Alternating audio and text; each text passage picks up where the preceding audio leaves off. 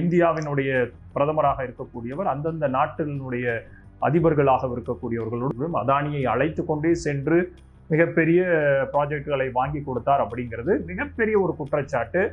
அதனுடைய நீட்சியாக இன்றைக்கு மகாராஷ்டிரா தேர்தல்களில் ராஜ் தாக்கரே வெளியிட்டிருக்கக்கூடிய வீடியோ தெள்ளத் தெளிவாக அந்த சாம்ராஜ்யம், அதானியுடைய சாம்ராஜ்யம், இந்தியாவினுடைய குஜராத்தில் ஆரம்பிக்கப்பட்ட அந்த சாம்ராஜ்யம் இன்றைக்கு எப்படி ஒட்டுமொத்தமாக வெறும் 10 வருடங்களில்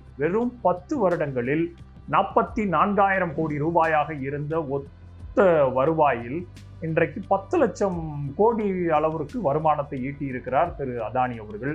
ஸோ இன்றைக்கு மிக முக்கியமாக தெளிவாக இந்த 2 மேப்பையும் ராஜ் தாக்கரே வெளியிட்டிருக்கக்கூடிய இந்த வீடியோவிலிருந்து தெள்ளத் தெளிவாக தெரிகிறது.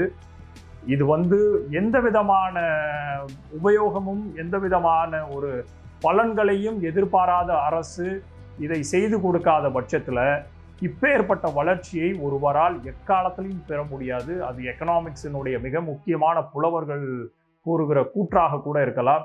எவ்வளவு பெரிய ஒரு காமர்ஸ் அண்ட் எக்கனாமிக்ஸினுடைய மேதைகளால கூட இப்பேற்பட்ட ஒரு பிஸ்னஸை இவ்வளவு அபரீதமான ஒரு 10 வருஷத்துல 44,000 கோடியில இருந்து 10 லட்சம் கோடியாக அதனுடைய வருவாயையும் அதனுடைய லாபத்தையும் ஈட்டுறதுக்குரிய அந்த ஒரு சூழ்நிலைகளை அன்டில் அன்லெஸ் அதனுடைய கவர்மெண்டோடைய டைரக்ட் சப்போர்ட் 100% இல்லாத பட்சத்தில் இது சாத்தியமே இல்லை அப்படிங்கிறது தான் ஹிண்டன்பர்க்கோடைய அறிக்கையுமே அன்றைக்கு மிகப்பெரிய ஒரு போதாகாரத்தை கிளப்பினது.